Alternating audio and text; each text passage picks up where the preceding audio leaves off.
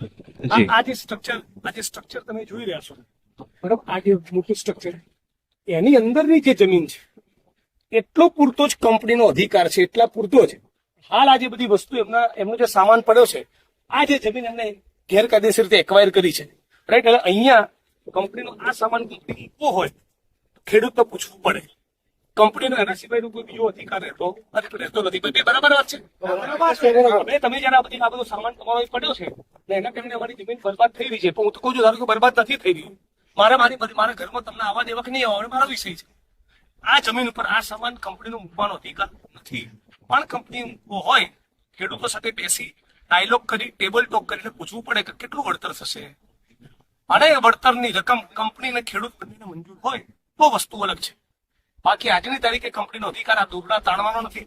અને આ બધો સામાન પણ અહીંયા વેરવિખેર જે કરીને મૂક્યો છે, આખી જમીન કેપ્ચર કરી રાખી છે કંપનીએ, એનો પણ અધિકાર નથી. મામલતદાર, પ્રાંત અધિકારી, કલેક્ટર, પોલીસ પ્રશાસન અને રાજ્યની સરકારે અહીંયા એને જોવું જોઈએ આ કંપનીઓ કેવા તાઇફા કરી રહી છે.